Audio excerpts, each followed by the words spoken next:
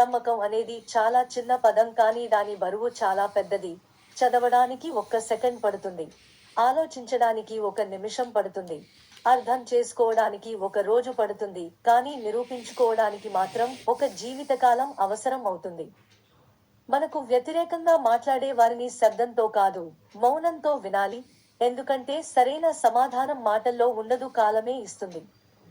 ఓపిక, సహనం అనేవి బలహీనతలు కాదు. అవి లోపల దాగి ఉండే శక్తులు.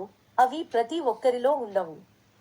జీవితం అనే పుస్తకంలో మొదటి పేజీని, చివరి పేజీని దేవుడే రాస్తాడు, కానీ మధ్యలోని పేజీలను మనమే రాసుకోవాలి. అదే అసలైన జీవితం.